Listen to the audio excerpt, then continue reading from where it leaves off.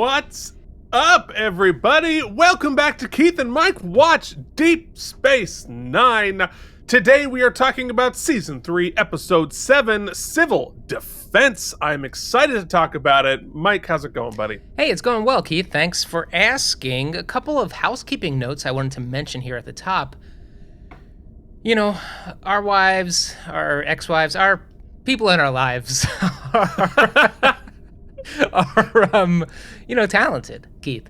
Yes, they are. You can't dispute it.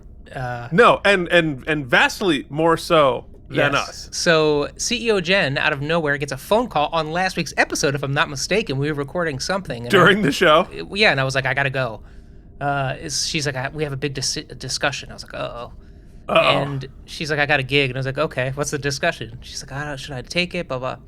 Yes, go work. Go do your thing. So Jen shipped off last second to Connecticut. Chancellor Jen. Yeah, she'll be doing The Secret Garden.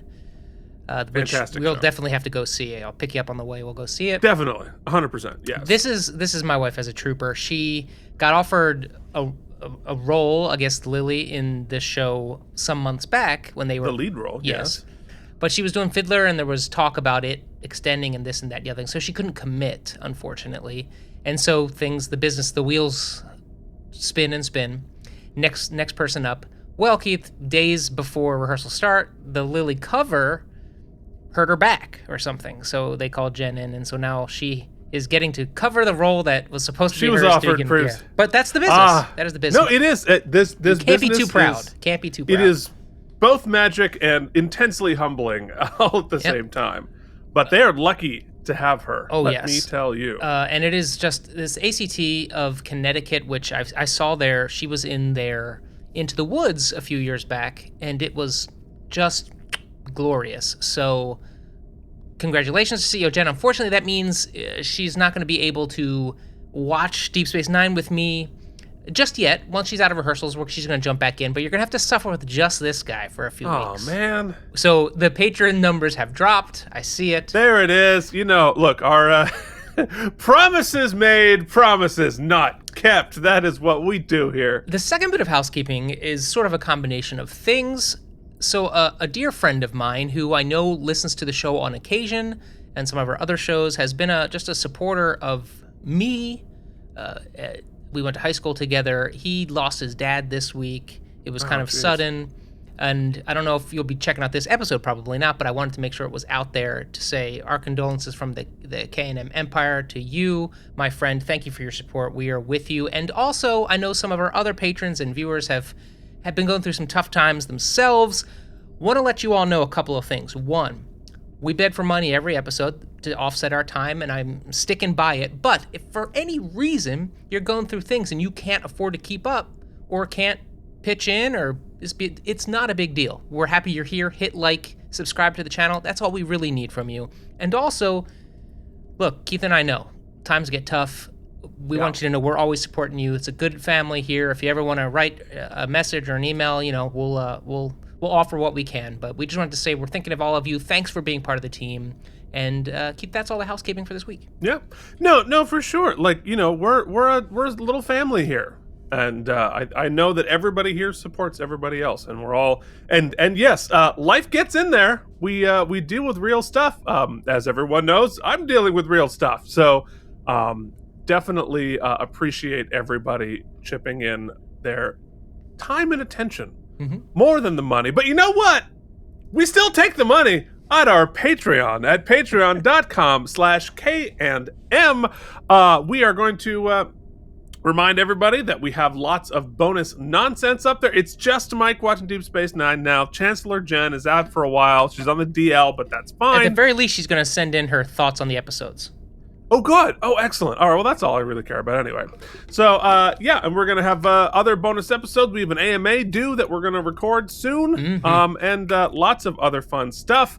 And, Mike, tell us who's there. We have an old friend returning. Well, we've got our 4-pip, Ryan Kaufman, Casey Clark, Jason Moe, not only resubscribing to the Patreon, but also popping in that super chat. Jason, There is no explanation ever necessary, but we are just so happy to see you back. Welcome back to the team. Bren, Joshua, Andrew Hayes, Jorge Navoa, and the mysterious Worfs, Boot Chips, Richard Coleman, Charles Babbage, CRM Productions, Nikolai Ivanovich Lovachevsky, at Grim_Toys, Delusions at Noon. And you want to make some cool stuff and send it our way? JD does, and he makes it. He sends it. JD sent me a VR walkthrough of the Enterprise today. I can't wait to check it out on the Patreon, or if we can get it on YouTube. I don't know what the legalities are. We'll check it out. I'll see if I can even run it. Colin Dagan, Chris Mitchell, CRM, and of course, a good old pat on the back. Thanks, everybody. You can join that team, patreon.com/K and M. All right. Well, now we have, I think we're done begging for money. Let's talk about last week's viewer ratings. This is always my new favorite. So last week we reviewed The Abandoned, and I came in with an 87. Mike came in hot with a 91. Jen was at an 85. Here are the ratings from you. You can leave your rating for Civil Defense right below here in the YouTube feed to be included in last week's viewer ratings.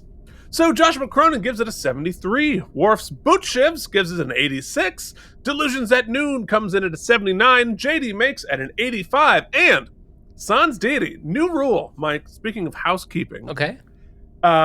If you leave one of them super tips on the YouTube with your comment and rating, I'm going to read what you said. Oh, so this I like is what it. I thought you were going to weight it higher. Said. You're going to weight it higher on the scale, but no, just read it. No, I'm going to read your comments. All right. So Sans Deity says, I like this episode, but it's lacking something to me. I think largely it's the performance of the Jem'Hadar guy. I just didn't really care about him. And also the plot for Marta also seemed very sitcom-y. Yeah. But as usual, the bright spot is the performance of Renee Auberjonois, which is actually what he wrote. Mm-hmm. He kills it, as always, and the smile he gives Kira always makes me smile, and that scene is brought back much later, so has a more emotional resonance on a rewatch. I bet Keith knows what I mean. But you ready for the stem bolts? It is 54.57 self-sealing stem bolts. Smackdown, but hell yes, they are self-sealing. Sans Deity also answered my question. Several people answered my question from last week. And that is, the Jem'Hadar's cloaking ability is 100% biological, not technological. So that answers my question. That makes perfect sense. Thank you to Sans Deity and everybody else who answered my questions. Thank you, because I just ask a lot of questions of the internet, and happily you answer them.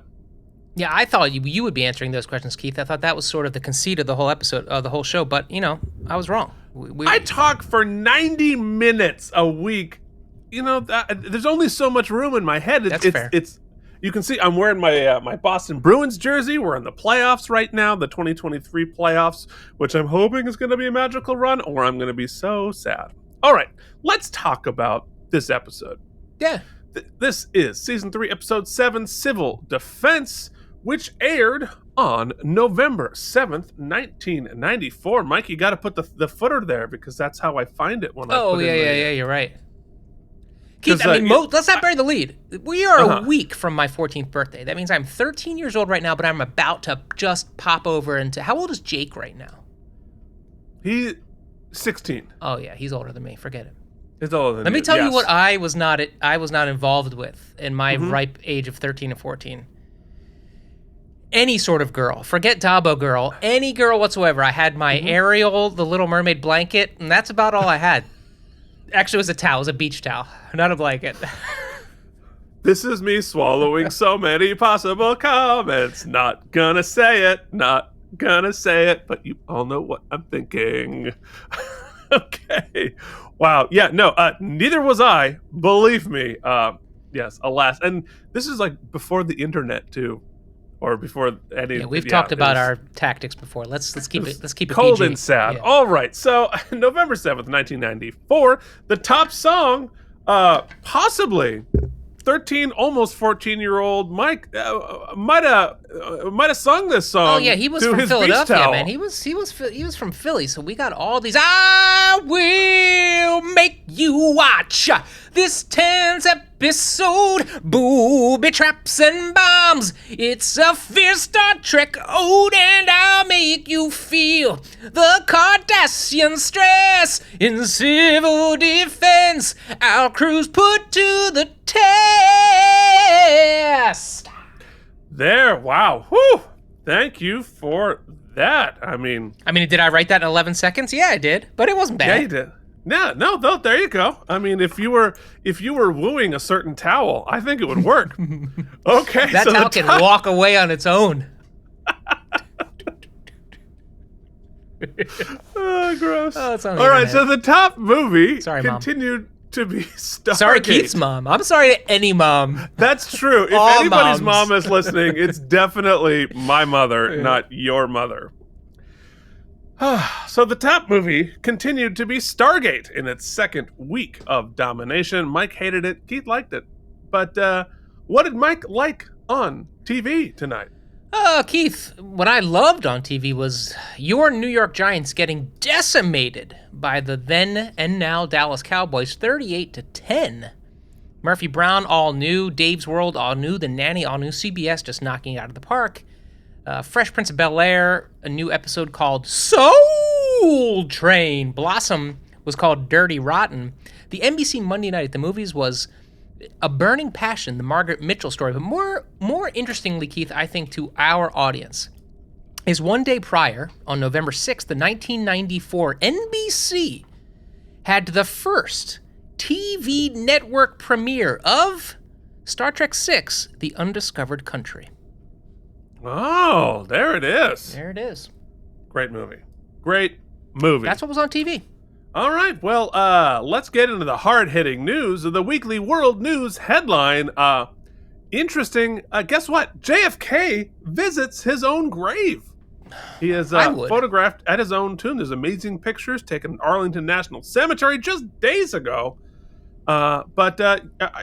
He bows his head in silent prayer to himself. Is that the concept that they're doing here? Yeah, but he bows his silver head. Silver head. Well, because he was going to be a silver fox. Mm-hmm. Yeah. Yes. Well, we will not get into any QAnon rumors here on this podcast. But wow, also worthy of the Weekly World News. All right, so let's talk about this episode. This was directed by Reza Badi. This is the first of 5 episodes of Deep Space Nine. It was written by Mike Crone, who this and a TV movie starring Randy Quaid and Ving Rhames are the only writing credits to Mike Crone's name. However, we're going to get into it. Pretty much everybody had a hand in this episode. Let's talk about it in a segment we call... Now Keith, waste your time. With what? With Trivial Trivia. That's right. So just a few things today. Odo's Season 3 belt disappears. Just as soon as it arrived, it disappears.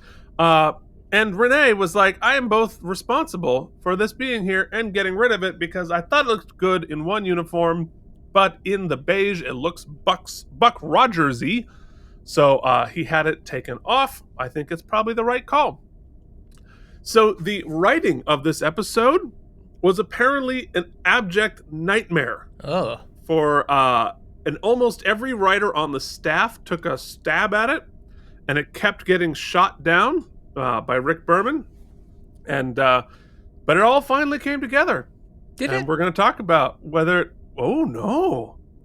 Or are we gonna have differing opinions on this one? Oh, maybe. Feels like it. Oh wow! Here we go. So I will say also the lighting on this episode was a nightmare because of the low light version of Ops and all that area. They hadn't planned to do a low light version, and it meant they had to go into the flies and change all the lights, as well as all of the built-in lights and displays. They had to open them up and put other gels, put other filters, and crank them down. So it was not just like you could press a button and put it to 30%. You can't do, Yeah, I mean, the show is fairly dark to begin with. So Yeah. that makes sense now thinking about it. All those lights did not work with an app on your phone like they do today. So, very, very cool. This is where we do What Was Voyager Doing? Getting ready to premiere for sure. As Mike mentioned, the New York Football Giants got their asses kicked by the Dallas Cowboys because they cut Phil Simms. And the Philadelphia Football Eagles, I'm looking it up. What did they do? Were they off that week? They might have been on a bye. Who cares? It was the Eagles. Oh, wait, no. They beat the Arizona Cardinals. Beat Steve Berline and the Arizona Cardinals. Keith, raise your hand if your football team currently has the highest paid quarterback in the league. I almost do, and he has had one good season. All right, the guest stars in this episode include Andrew Robinson here as Garrick, Mark Alaimo as Gul Dukat. We have Cardassian royalty today, and Danny Goldring as Kel. What do you say? We go in to the screening room.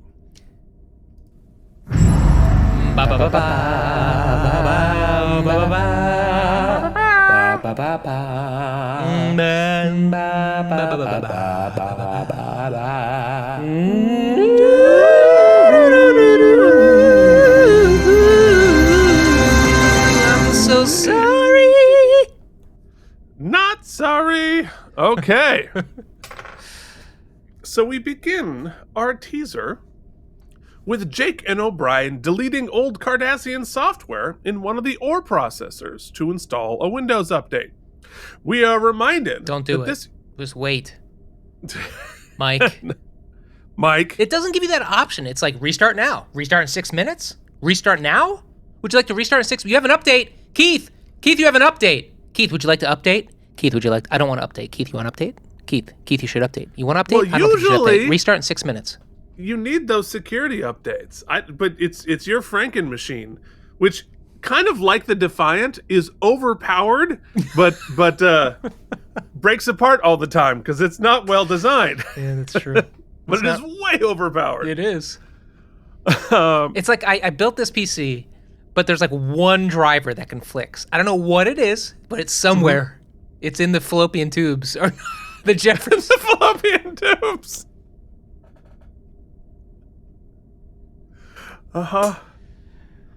Let's move on. Jake, don't listen, Jake. Close your ears.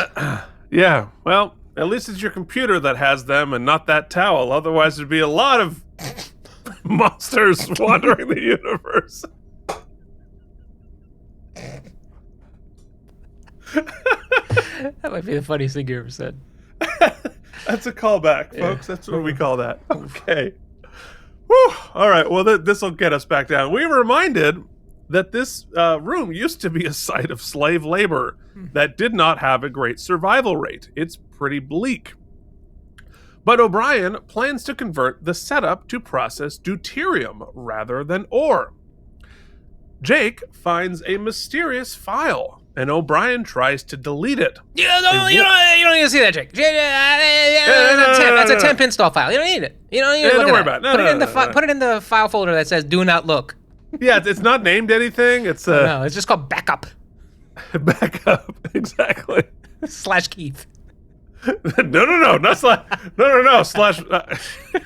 It's probably slash my brother. Because you need to divert. All right. Anyway, Mike, why are these files password protected? I don't know. It's science. Oh, God, we're a mess. So, as O'Brien tries to delete it, a warning comes up and says, enter access code in 5 seconds or else. The doors shut and they get... So he doesn't, obviously. The doors shut and they get an automated message on ops saying there is a Bajoran worker revolt in ore processing. A recorded video of Dukat says the Bajoran workers' revolt is going to fail. We will kill you if you stop trying. You have 8 minutes. Mike? All episode, I'm trying to figure out, because clearly, one of two things. A lot of these videos of Alaimo look 3D rendered, like bad 3D rendered.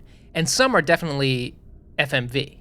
So Is it just bad FMV, or is some of it like 3D modeled? I can't, like this one. No, I honestly, I think it's probably the AI upscale. Oh, that's struggling with. Okay. That makes a lot more with sense. the video there. Well, because they're still very proud of this little screen they made, because they keep, like, I would say 80% of his appearance in this episode is on this little screen. Yeah, and we see some in ops too, but yeah, so there, yeah, I think it's yes, I think it's just regular video that we're supposed to be seeing, and would normally be seeing, except for the upscale. So, they've triggered an alarm. They have 8 minutes. And we head to Act 1. O'Brien can't get the doors open, and Kira calls from Ops saying, what's going on, guys? They discover that the transporters are now locked and asking for another security code. The software on the computer, on the station, still thinks the Cardassians are in charge of the station. Nobody fixed that. We haven't addressed that in the year plus we've been on the station. Well, they have, but this was like it's like that file that you can't delete that's just hidden in the back and nobody bothered to look at because they weren't using the ore processing. So it had been abandoned. The whole ore processing center had been abandoned since they arrived because there's no reason to be there. Okay, so there's a failsafe built in there that they just all right, I'll buy it. Yeah. I think it makes perfect sense, honestly. I like it. Anyway. But it's not just like a little file. It's a file that can clearly master override the entire station. Well, it's a security failsafe. I mean, it's like a little piece of spyware, or it's like a little virus they put in that once it's activated, it can go and take control of everything else. We can do that right now if we click on the wrong website. Yeah, I understand that, but then we go through a bunch of episodes in season 1 and 2 where we're looking at the subsystems, and then this subsystem, and then that subsystem, and then this subsystem. I thought we had genius engineers, but we didn't know that. I didn't know there's a master override system, and all of our doors can be locked, and the phasers can be shot at us through the replicators. Michael. Take that fallopian tube enabled computer right in front of you. You're pretty on top of that. You built that thing by hand. Do you have any idea what 92% of the files on there do, or where they are? And but I didn't go to college for that. Like, I didn't go to Starfleet to teach me that. But even if you did, you wouldn't know. And think about the complexity of your computer versus what the entire station's.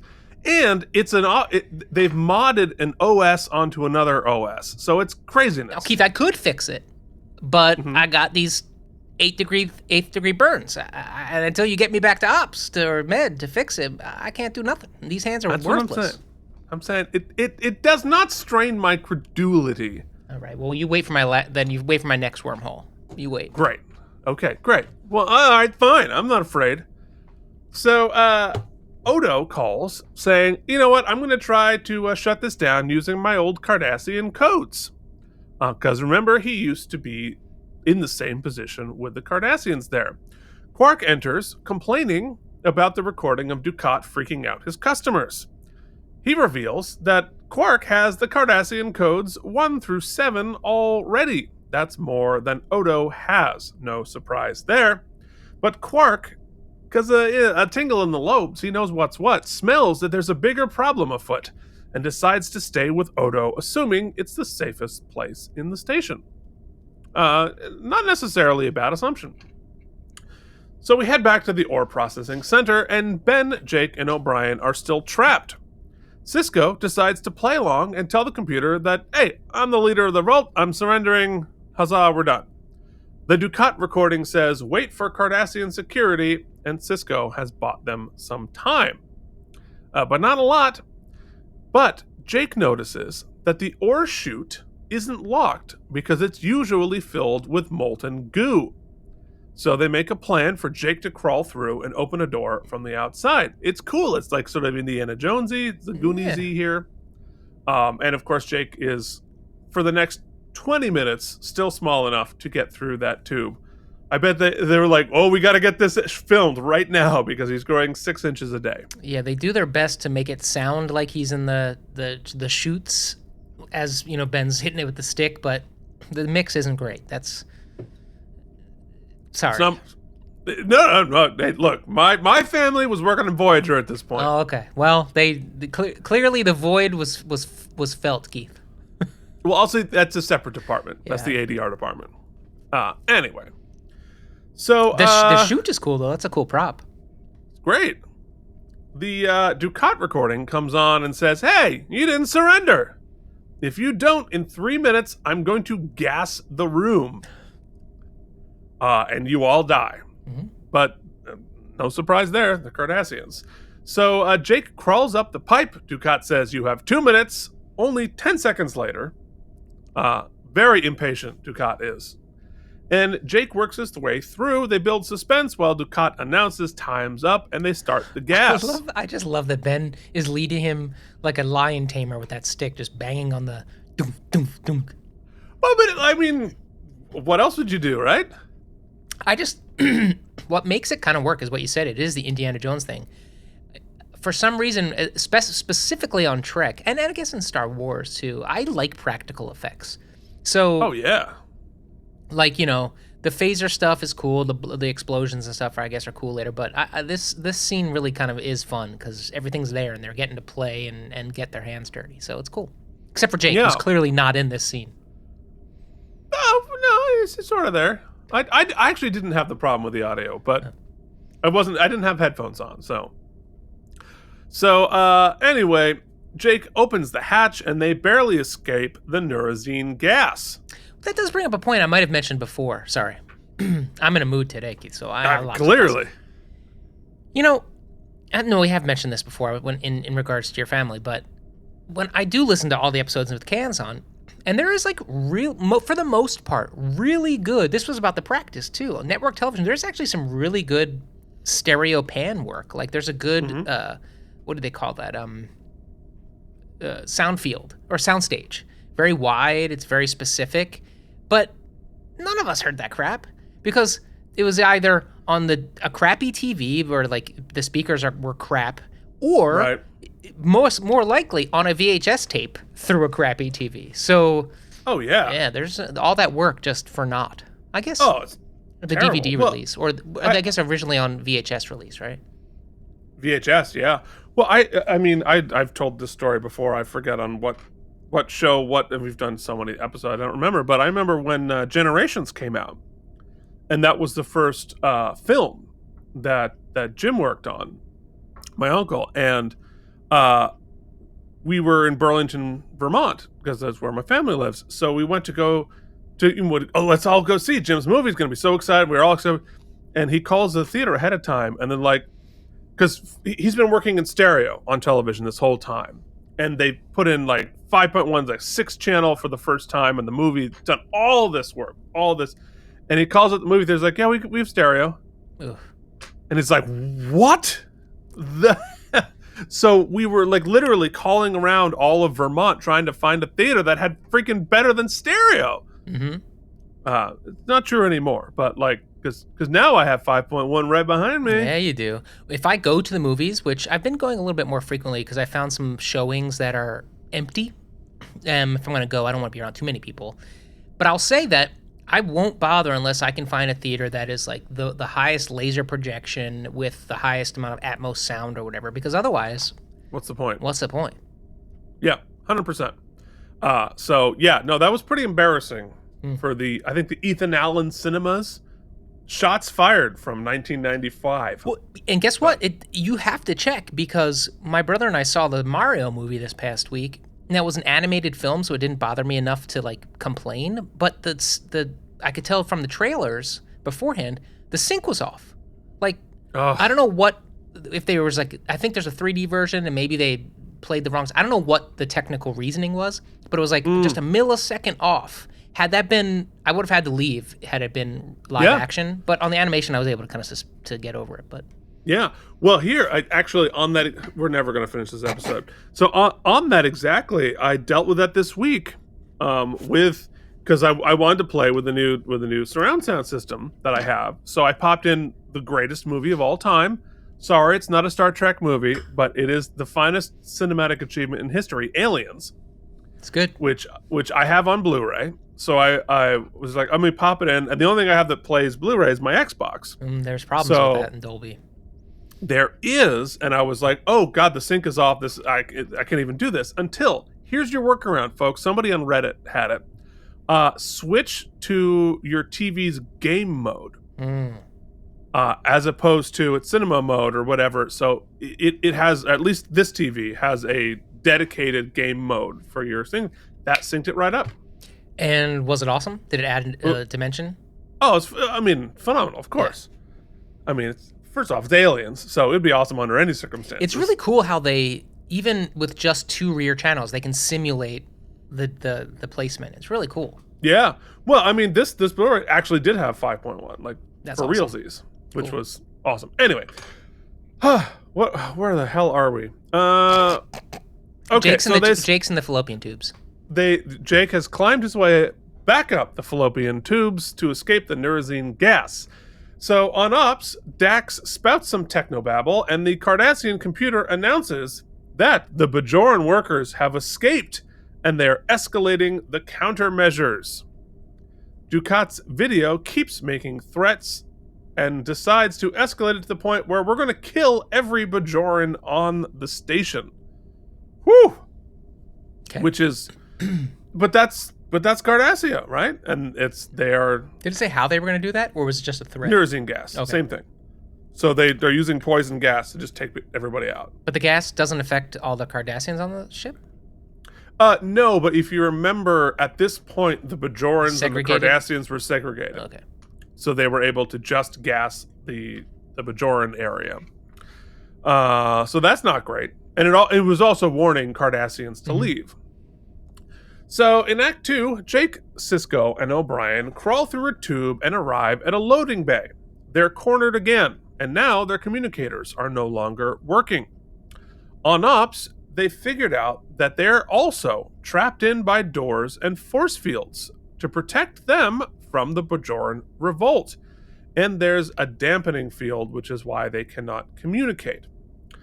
Odo and Quark we found out, are also trapped, and that the force fields go all the way through the bulkheads, so no escape for Odo Goo either. So they flirt and banter for a while. So we head back to the mines, and they try bashing through a door with a Temple of Doom cart. That was cool. To no avail. Yeah, so fun. But Cisco has an idea to blow stuff up with the ore itself, and O'Brien starts working on a way to ignite it. See, I'm loving all of this because they're coming up with, obstacle met with interesting solution, met with new obstacle, met with interesting solution here. I was 100% on board. Yeah, I guess it's tough for me because they've done such a good job of raising the sort of meta stakes of the series, and so when we then drill into sort of ostensibly a multi-bottle episode, the stakes and there's clearly a very tangible ticking clock. They're announcing it at every moment, but the stakes don't feel particularly harrowing because we know. Well, you know what? I was gonna say nobody's gonna die, but they do vaporize one dude in a little bit. Yeah. One poor guy gets his ass kicked, but so I guess I just wasn't. So that was your main issue, where we know nobody's going to die because there are heroes? Yeah, and it just felt... But isn't that true of every episode, no, even if I it's agree, tied to the but greater... So the problem solving needs to be better, in my opinion, like the moment to moment. I would say that it would be fine if they weren't trying to replicate that drama in all 3 sets. In the A set with O'Brien, Jake, and Ben, I think that's where the writers did the best pass at different tactics and different stakes, and I think the end game, the finish of their little plot is probably the best. And then it wasn't as effective here. It gets a little bit in the Ops world. I think the finish gets a little political, which is cool. But in the Odo, I feel like I'm talking about the end of the episode now, but the Odo and Renee scene, or The quark Feels and like we Odo haven't done this in a scene. while. Just felt like a just a flat turd the whole time through. But anyway, Yeah, no, I agree with you that is the weakest of the three, and mainly, and actually, Renee and Armin sort of said that, just like we're repeating beats that we've already done character wise. It would have been great if we'd been able to push there's that no forward a advancement little in the bit. plot. They don't help in any sort of way. We don't learn anything about them. Just sort of their Well, banter's not even that witty. Well, no, I mean there is this sort of thing like you're the most devious Yes. Ferengi that I know, and that was kind of cute. And the fun, they have the end of the episode. In fact, they Right. have, and that is kind of fun. But it's all buried in the mix. You can't hear it, and they're walking away. And I was like, oh, they kind of blew that. But anyway, let's could hear get it. there. And we also learn about Quark's cousin Gala, who owns a moon. She has a moon. That's cool. Gala's male, I believe. There's a chance we might meet cousin Gala. Okay. So yeah. Anyway, so yes, I'm with you on that, but I disagree about whether or not the stakes were satisfying. Anyway, let's we have to burn through four more acts before we do this. So Jake says, yes, they find the communication where the Japanese Dax field, blows herself up. Yes, on Ops, Dax is pretty badly burned while trying to break into some technobabble. This escalates the security program further. Dukat, the triple monitor now, announces that they're going to gas the entire habitat ring now. And this is the first time I thought, wow, Dukat must have spent a very long time doing a lot of what-if self-tapes. Yeah, seriously. You're like, this isn't just like a little program. This is a giant Sims level. What if there's a huge revolt that we've got to shut off everything, kill everyone, lock ourselves in our rooms? I mean, that's not a failsafe. That's a whole thing. But okay. Well, but they would, right? And also, we think about it in terms of having to record all of that, but like all of that is AI. He doesn't need to be a part of any of it. If we can replicate, But then what? Mike's He must voice. have had a full-time job of just thinking of all the weird crap that could go wrong.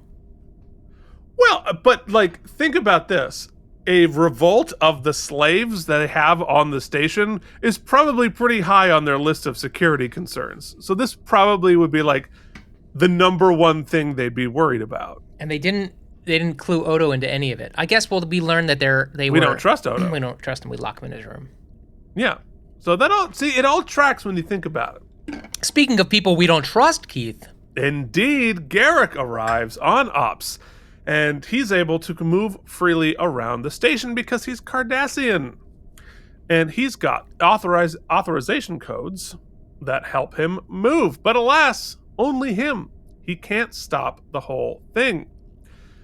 So he suggests, if we're about to fill the entire station with poison gas, let's destroy the life support system, because that's how you're pumping it through the air. And good idea. It buys them 12 hours at least before they all freeze to death and run out of oxygen. But see, like that piece was like, okay, that makes sense to me. It's a good like problem solving. We're thinking it through. I liked it. So Kira Clearly, Dukat would have thought of that, though. Possibly, but we don't know that. Also, why we didn't know all this time that there's poisonous gas on the ship in storage, so enough to store to murder everyone somewhere in store? Well, I thought about that, right? Mm-hmm. Because that doesn't seem like a good idea to have poisonous gas in like a little pocket of poisonous gas in every air conditioner. However, I can imagine the Federation like, oh, we're kind of in a war zone. We've already had people take the station over once. Maybe we do want to have the ability to gas certain sections of the station. See, what I was hoping you were going to tell me, Keith, was that the lore has established that gas is actually used in the creation of the O2, and it's a part. It's like a part of the. It's like methane is necessary for our natural gas, and so I mean we shouldn't be breathing that either. But when used in this system, it is health. It is okay. But you're telling me no, it's the straight poison gas. It's anthrax that we just keep next to the air conditioner. It's a security measure. But like, think about it. Like, all right, so let's envision a Jem'Hadar attack on the station. Mm-hmm. And we're like, wow, they've taken decks 1 through 7. Let's just gas. Everyone's dead. Keith, there's incels at the door. Don't worry about it. Behind my action figures, I actually keep a little anthrax just in case. I'm just saying. Well, I don't have as many security concerns here as a station. Well, you got to protect Charlie at all costs. Charlie, I need protection from Charlie. That's like I don't know how many scratches I have on me, but all right. Anyway, we are never gonna finish this episode. It's gonna be 2 hours long. What else is new? What else is new? Yeah. So Kira decides to take care of the life support system by just shooting it. Yeah, this is her second blast of the episode. P.S. She tried to blow the door down too. She sure did. Here's where I have should your life support system be just a phaser away from killing the entire station? Yeah, didn't we just establish that there's also poison gas within that system? We probably don't want to ignite that. No, well, this is the control center. This is the motherboard of the life support system. You know, Keith, anecdotally, I had a TV once that hit the shits, and the last attempt that I found on Reddit before I just had to throw the whole TV away was to put the motherboard, the logic board of the television, in the oven and bake it for like 12 minutes, and I did it, and it worked. It worked. So, but maybe there it is. But actually, if you're able to short out the motherboard, I mean, you'd think they have a backup and then a backup and then a backup of the backup, but let's pretend it actually worked. This means you don't actually destroy the life support system. You're just destroying the brain so it doesn't do anything. So that's good news. Yeah, the good thing the explosion is directly where the phaser's sitting. It sort of is. What are you talking about? Keith defends everything. But go back.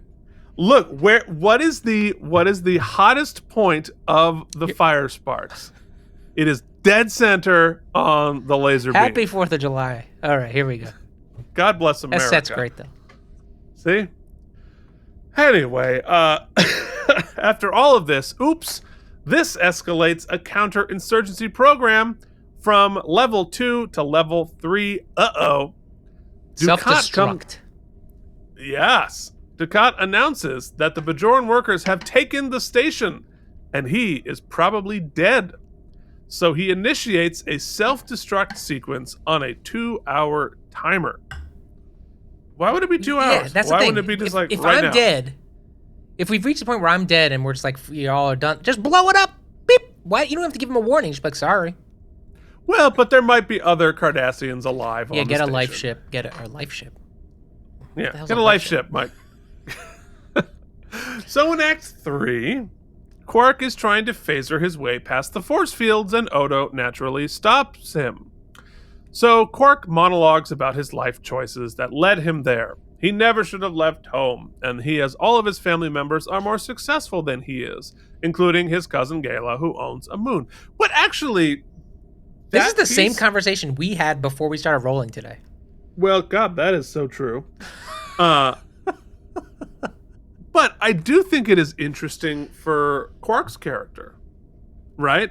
That this is the one piece of new information that we don't have. That his father told him not to leave. The rest of his family is more successful than he is.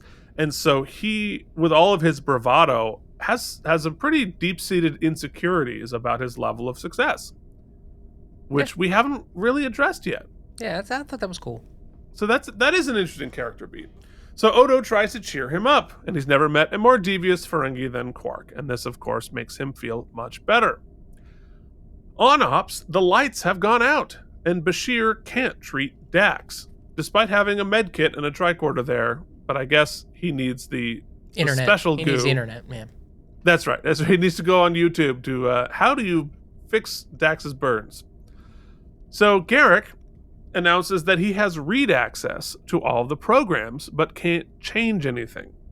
And the only person who can turn this off is Gul Dukat himself. And even if he had Dukat's code, there's a biosensor.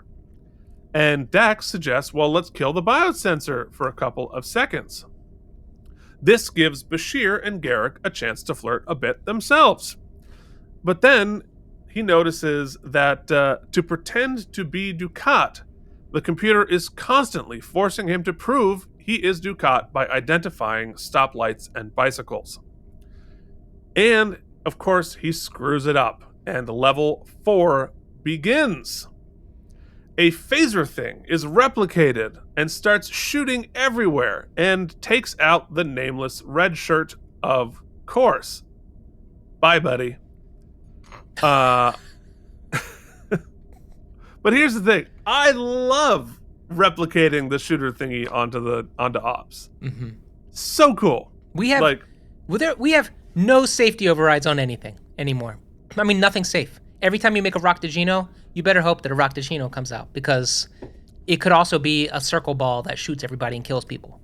But it's Cardassians. Cardassians don't have any Also, safety I'd hate measures. to be at the quarterly meeting that Ben has to go to and be like, well, yeah, we lost a good 16 crew members this year. What happened? Well, one got shot by a black tea. One got gassed accidentally in the fallopian tube. Yeah, and how did it all start? Well, I clicked on that file that said "Don't click on me," and it's my bad. Yeah. But I love the concept of it, and I like the visual of the shooting, and it was cool. Apparently, and I'm sure it was. This is the way they were like, let's try to save some money by doing a bottle episode. Nope. Yeah, everything's gonna be blasting from everywhere. It's so expensive to do all of that, or it was at the time. So, back in the mines, they make progress. We'll talk about it later. So, back on Ops, they're all pinned down by the phaser shooting everywhere. Then, in beams real-life Gul Dukat, all cocky and unfazed by the phasers. And this is where the episode gets fun for me. This is where the episode begins. Dukat, received an automated distress signal from himself. He is delighted. He can tell the autodestruct system has begun, and he taunts them all mercilessly. He now wants to negotiate first before he stops the system. He also notices Garrick is there and finds it all hilarious as well. Garrick brings up Dukat's father. Apparently, Garrick had a hand in getting Dukat's father convicted of something, and in Cardassia that means executed. So they've got history. They got beef. They've got beef. We hinted at it a little bit before, but that, like, oh, I got your father killed. That's pretty beefy. Yeah, but we've seen a Cardassian trial before. It's a show trial, so. But it always ends in execution, unless, of course, what's his name? Biff? Bistro? Bart? All three of those are wrong, but awesome. Bart, Bistro, and Biff, who are three characters who I hope... Boone! Boone! That's who it is. Definitely Boone, not Biff. Or Bart or Bistro. Bistro was the best one, though. I knew it was a B. Yeah. I got half credit. It was Boone. Dukat turns off the phaser thing and meets with Kira in Sisko's office. He knocks his baseball off the desk. What a I thought dick. they had come to like a tentative respect off in that last episode with the two of them. I mean, sort of. He's still a dick. Yeah, totally. Now that when he learns that Ben is predisposed, I think that he really knows he's got the upper hand here, or thinks he does. Dukat's primary character flaw is his arrogance, and is his which makes, and I buy it, so I'm not I'll complain about something else, but which makes his sort of quote unquote undoing in this episode really choice, because we had just joked about clearly he thought through this entire potential plot in order to, like, except for the one way he could get screwed. Well, but that wasn't something that he built, because he thought fair. he built the entire thing, Right. But the Cardassian government's got layers. Where are we? Okay, so he says, I'll fix your problem if you allow me to station Cardassian troops on DS9. Kira's like, hell no, I'd rather destroy the station and die. But Dukat says, well, you'd rather kill 2,000 people? We also learn here the station population has grown from 300 something in the first season to over 2,000, which makes more sense to me. He says, you've got 30 minutes before this blows up. I'm going to head back to my ship and I'll talk to you then. He tries to beam back, but it doesn't work because here's another recording of another more powerful Cardassian, and it says, Dukat, I see you have tried to abandon your station during self-destruct. This will not be permitted. You've disgraced yourself and all of Cardassia. All failsafes have been eliminated. Your codes have been deleted. Try to die like a Cardassian. We're still gonna let everybody blow up. But we're going to blow up everybody. I loved this twist. yes, good twist. And you knew it was coming, right? Because, like, pride cometh before the fall in all of television. And he was such a dick. You knew we were going to satisfy ourselves somehow. But I loved that that's how we got screwed. But it does bring up my major wormhole, Keith. Okay, let's do it. Get into it. Even though it's not wormhole time, but might as well do it now. Yeah. So when the initial failsafes were executed, Dukat got a ping on his Apple Watch, and so we beamed on board and blah, blah, blah. And here we are. So clearly at this point, we could venture to presuppose that someone in the Cardassian main command would have gotten Apple Watch pinged that this was happening, right? And because of the political ramification, the tense political standoff between the Bajorans and what position this station holds, you would think they don't want Deep Space Nine to blow up, the Cardassians. It would be a bad look. Because clearly there's some sort of, I imagine there's a live feed somewhere that could indicate that there wasn't a slave revolt. So you would think someone above Dukat would probably beam aboard or abort this whole thing before it kind of got out of hand. And 30 minutes to blow up is pretty out of hand. You certainly would think that. Except for... You think they're going to play dumb? It's because it behooves them to blow everybody up? Dukat, when he comes on, specifically says, I was patrolling near here. So he got the message before Cardassia would have gotten the message. So Cardassia probably doesn't even know anything is happening yet. Okay. Because they are light years away.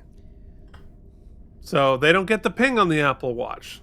They're on a different wireless. They're on a different wireless. So they're on Verizon is what you're saying. They're on Verizon. This is AT&T only. This is like totally T-Mobile, let's be honest. This is a cricket This is a cricket scenario? Yes. Okay. Yeah, well, if you put it that way. He's got a jitterbug. Because of big numbers. Uh-huh. He's borrowing his brother's. Yeah, so I don't think that this... I think that they specifically had Dukat right in the area already because he wouldn't have gotten the information fast enough anyway. Okay. Yeah, okay. Because they're like days away. So, all right. So now, guess what? Dukat is very invested. And he tries to stop the self-destruct. But of course, his codes are void now. Garrick now finds this all hilarious. They need to shut down the fusion reactor to prevent the blow-up because... They also all need to stand in this very specific positioning so they can be on camera. Yeah, 4x3, baby. But the way the station is going to blow up is the fusion reactor is going to overload.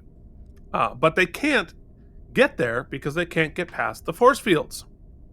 In the mines, O'Brien zaps the ore and blows the door open. Setting off really cool, practical, sparky things to blow up the door. Loved it. Fun, practical. Very Temple Indiana of Doom. Jonesy. Yeah. Temple of Doomy. Love it. So, in Ops, Dukat monologues about how smart he is. And Garrick calls him on trying to impress Kira, who looks appropriately horrified by that idea. Did we know that he's into her? I don't think he specifically said it, but there's definitely been a vibe for a while. His reaction here is a little like playing bashful, which felt weird to me. But well, I mean, I get it. He was being called out, and I get it, but it just felt. I think his bashfulness shows that Garrick's right. 100%. True. 100%. And I think he was just taken off guard, not expecting someone to tell what he was doing.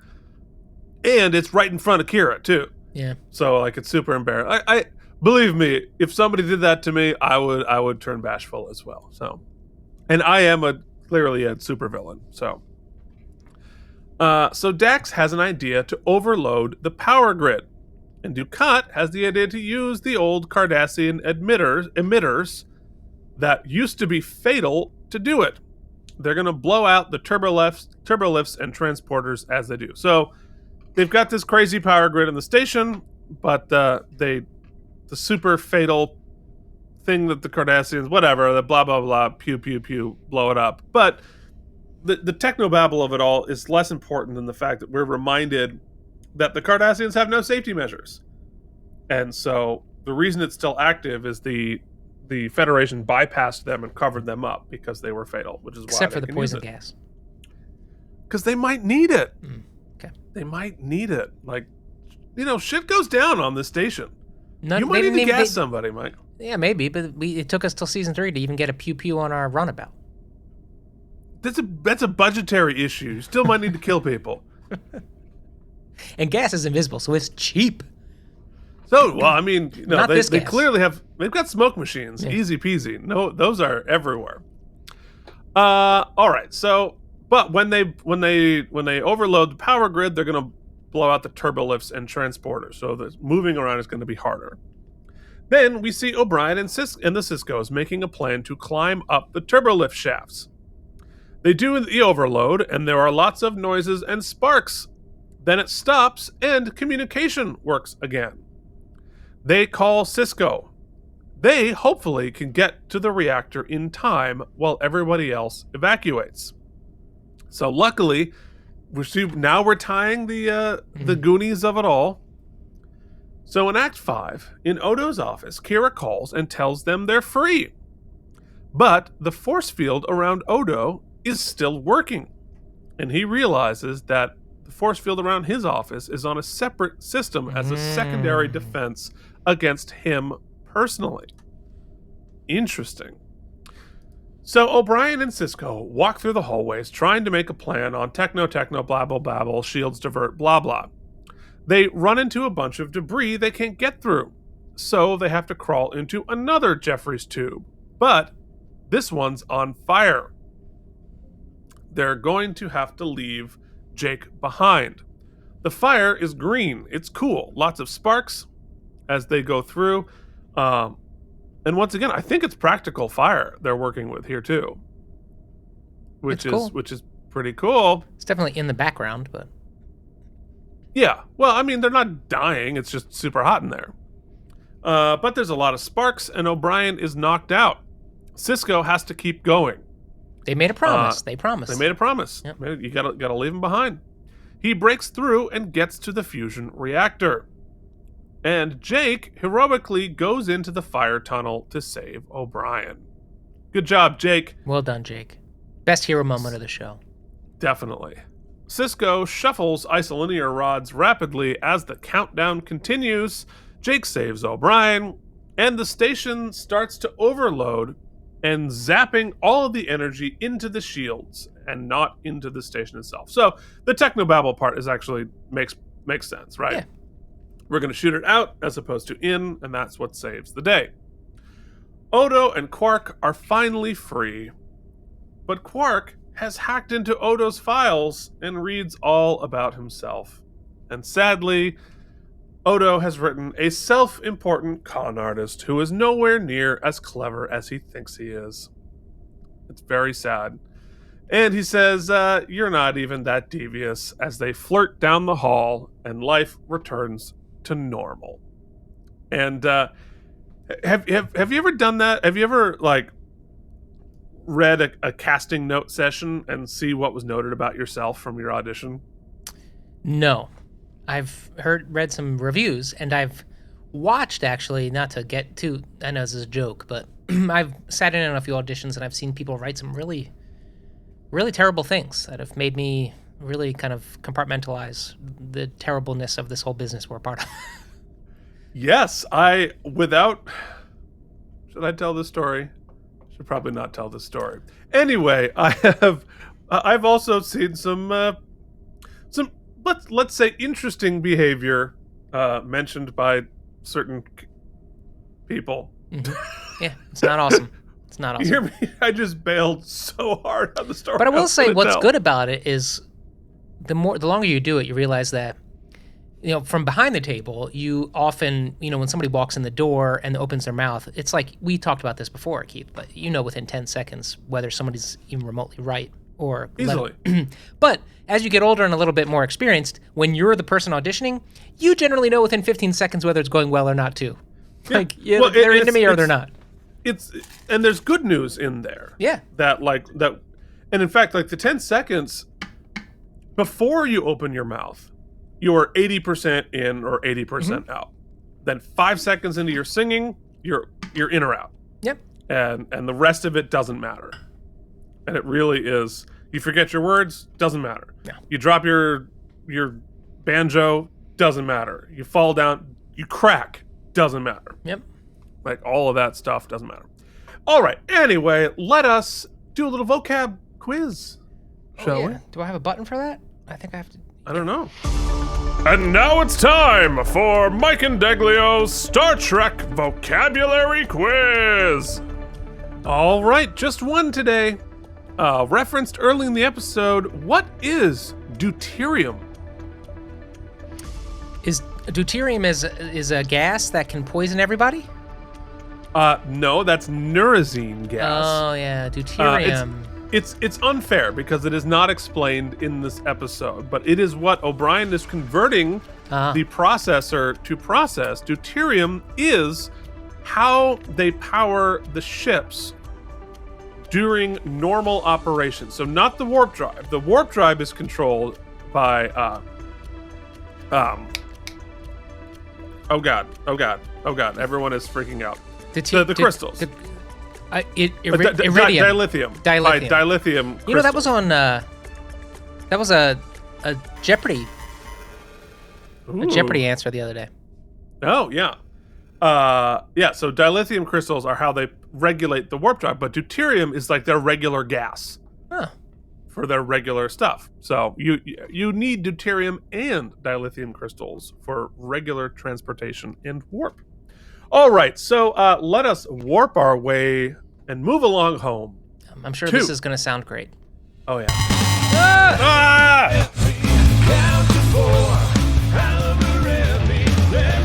What sound do you hate?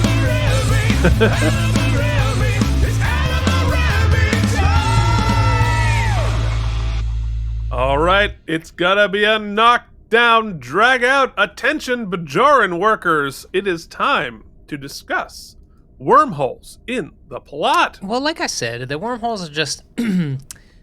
It seemed a little contrived that we all get trapped in this very elaborate ruse or fail-safe that then Dukat is caught in. I guess I'll say you did a decent job of explaining those away in lore, though it does seem, because of some of the just getting started. Yeah, but it does seem like the majority of those issues stemmed from what you said in the beginning, a weaker script that was tossed around a lot, and so there's a lot of input and ideas and cleanup, and a lack of cohesion. There's a lot of pews and shooty shoots and problems and solutions, but nothing particularly unifying that was satisfying to me. But that's a critique, not a wormhole, Keith. I would say you did yeoman's work closing the wormholes. Yeah, because I actually think that it's much tighter than it seems if you really think it through. And especially today, thinking about software security, escalation, that kind of stuff, it's like, how many times do you put in the wrong password, right? And then it escalates it. Is the first time like, oh, you forgot your password. Okay, no. Oh, you forgot your password again? All right. Prove that you're, show me which one's the picture of a tractor. And then you fail that, then you're locked out. And if you fail that, then you have like escalating layers of fail safes built into the software of our very basic things. Yeah, and I get it, and that's cool. It's just that sometimes we decide there are episodes where we are masters of the station, and we're using the computer and all of our knowledge of it and our engineering prowess to save the day or to kind of be omnipotent. And then on occasion, there's like, we are completely victims of or prisoners of that same ship. So I mean, I guess that's an interesting concept that's different than, like an Enterprise episode where the ship would have to be attacked in order for it to then be nefarious. And here it's a potential at any episode. It just felt a little out of nowhere. But that's for me, I like that though. Okay. Because the fact that we've had stuff like this happen a couple of times where we are reminded this is a Cardassian station, right? That everything we're using is this weird bastardization of Federation and Cardassian technology, which are not designed to work together and are sort of adversarial, even conceptually, right? In the goals, right? The goal of the Federation software is you start with safety. You start with taking care of people and individuals and humanity or whatever. And the Cardassian, their primary goal is not that at all. Their primary goal is efficiency. It's control. It's intimidation. So like all of these things, of course, they're not always going to work well together. And we're trying to put our Federation software ideology onto a physical and technological infrastructure not designed for that, which is why we had to, redo the power grid so that the protections weren't fatal. And it's just like, and we've dealt with this before with some of like the, in the episode, the Forsaken or whatever it was, when Odo and Troy are trapped in the elevator, that Odo can't escape there because the power thingies are unshielded. So he'd literally just zap himself to death going through. So, of course, and the station is giant. It's the size of a city. So they're going to constantly, years and years and years forward, going to be bumping into things left over by the Cardassians that don't work well. They don't play well with others. So that is my wholehearted defense of why this would happen. All right. Realistically, in this, we're not on the Enterprise. All you know what I mean? All right. There you go. All right. So let us talk about our best moment, shall we? Yeah. I think it's sort of twofold because I actually think this sort of as soon as Dukat shows up on the ship, from there through the resolution, I think is the most impactful, because I think it shows both that whatever goodwill we had or tentative truce we had with Dukat from the last episode with him and Ben sort of heroing is on shaky ground now. Clearly his motives will always be self-serving. And we also learn we kind of learned in that last episode as well, but we also learned how sort of suspect he is to he's not as high up the chain as he thought. There's a lot of that. The whole bluster of the Cardassians, is their sort of chink in their armor is sort of what's happening. Well, I don't want to get too political with looking at our politics, we'll say, is that everybody's out for themselves and everybody's spying on everybody and everybody's trying to get everybody, and it's barracudas, right? They're just eating themselves, yeah. Which is very interesting because the Cardassians pride themselves on being very central, and we're operating at a level nobody can. Our this is the best. Our that is the best. But truthfully, that is undermined by their suspicion, their paranoia, their need to one up one another or to ascend. So I thought that's cool. All of that's really powerful, and clearly now any goodwill he has earned has been thrown out the door because he tried to put the screws to them. And also was like weird with Kira, which is hopefully I hope she gets an opportunity to stick her boot up his ass.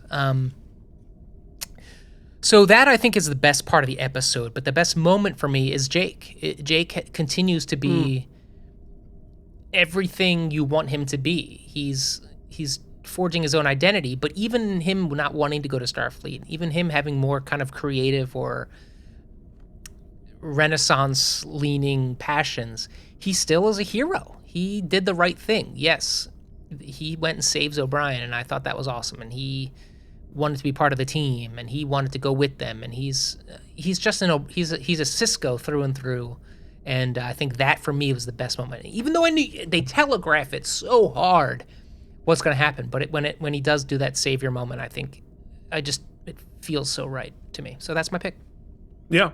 I think for me, it is the Dukat of it all. I think it is cocky Dukat, hopping around, not being concerned by the phaser, knocking Cisco's baseball off the desk. I think it's just really delicious to play with, and had to be so much fun to play for Mark Alamo. And I think your point about how the Cardassian government's weakness comes from the lack of trust. It's a fascist government, right?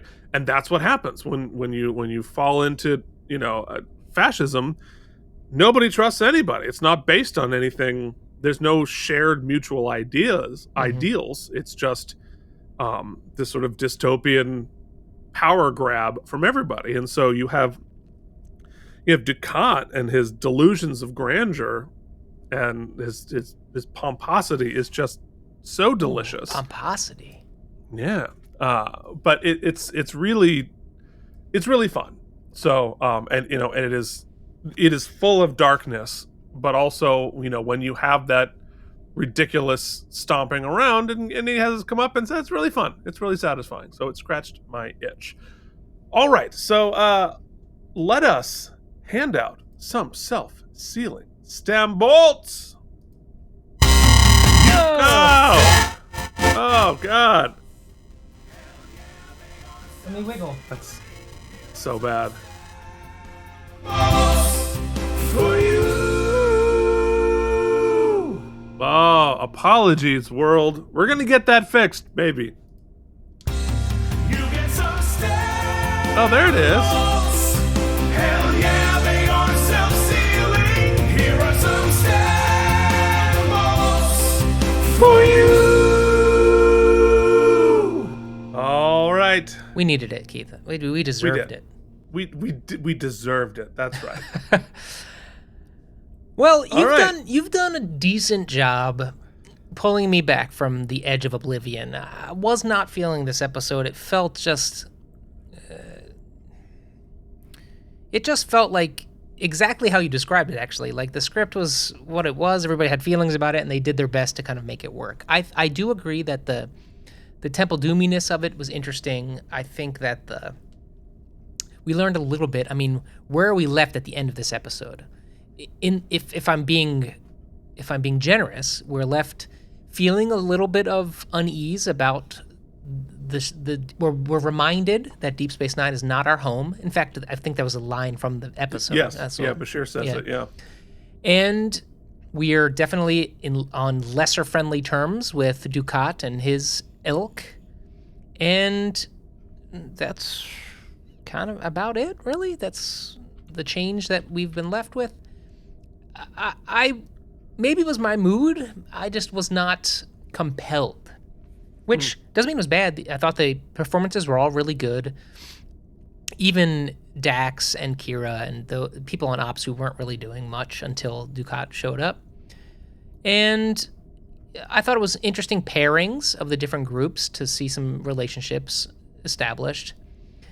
As far as stem bolts, I can't trash it because there was definitely an attempt made and everybody was engaged in the episode. But I have to be honest, it's not in my upper echelon. You're getting 69 Wow. Self-sealing stem bolts. Maybe our audience will definitely prove me wrong, but that's where I'm feeling. Yeah, I mean, your critique about this episode not having a giant bearing on the past and the future is fair. It is definitely a standalone sort of escapade sort of a thing. It is not. Oh, go ahead. I think what also hurts the plot, would have helped the plot for me, is if the resolution, the ultimate resolution to save the day, was a combination of the three teams. They had to work together somehow in order to... And it was only two of the three. Sorta. Really. It was really kind of Ben with his like vials of whatever he was doing. I mean, yes, they all worked together, but let's be honest. His mad scientisting, it was funny. As Jake's like saving someone's life, Ben's just like passing around. Well, yes, and his just like, ooh. He was like, what's happening? So anyway, yeah, I feel confident in my 69. Yeah, I mean, you're right. It is a standalone. It is sort of a standalone sort of escapade. But for me, Not that there's anything wrong with that. No, I found in its standalone escapade of it all, I found it very satisfying. I really find the I clicked on that pop-up ad I shouldn't have clicked on, and then like, oh, I fix it. And then I fix it. And then just continuing to raise the stakes there. I found it for whatever reason, this episode always scratches my itch. And I think that I always look forward to seeing it. It is always welcome. Is it one of those like crazy character building, world building? No.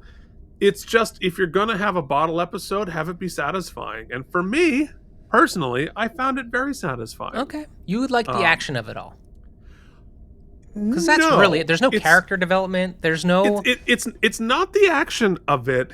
It's the escalating peril. It's the trap. It's the software trap. I love thinking through the building of that software, and then how do you deal with something that isn't aware that you're not the thing that you are. It's, like when the robots turn on us all, and they all kill us. When they're like they think we're doing one operation, but we're doing another. I don't know. I find the software of it all interesting. Yeah. Okay. So, and Mark Alamo's performance is just chef's kiss, and that delights me. So, I'm gonna give it 89 self-sealing stem bolts. That's a golf. Keith, since we don't have CEO Jen this week, yeah, hopefully she'll chime in with her rating when we recap next week, and she'll be back. Hopefully she'll get through for some rehearsals. We can watch it on Zoom. Anyway, I want to just take a quick second because it's you mentioned the sort of fear of it all and the clicking on things you shouldn't click on. Just a quick anecdote about my mom. She called up one time, and this was not long ago, and she maybe it was on text, and she was talking to my siblings and I, and she's like, I have to tell you, I clicked on an email and it sent me pornography. There was porn, like. And I was like, oh, no, who sent you that? Like, what did you click on? She's like, well, that's what I have a problem with. I have to contact them. It was Wells Fargo. It was the bank. They sent me a link that had porno on it. I was like, I'm going to tell you, Mom, they didn't. That wasn't the bank that sent you that email. And she was like wanting to call customer support and like let them know they'd been hacked or whatever. I was like, why did you send me porno? But man, the setup, she was like, you'll never guess who sent me porno. We're like, who? Any of my cousins that are kind of weird. Right. And she's like, Wells Fargo. Well, maybe we need to give Rita some digital literacy. What do they call it? Digital citizenship, they call it. Anyway. Yes. Well, I've had similar conversations with other people in my life. That shouldn't be. All right. So, if you would like to give your rating and review, you can do so right below here. We definitely want to know, what did you think of Civil Defense. I think you're going to be on my side, not Mike's. If you would like to send us some porno, you can do so at lookatmystartrektoys@gmail.com or Keith and Mike Entertainment at gmail.com.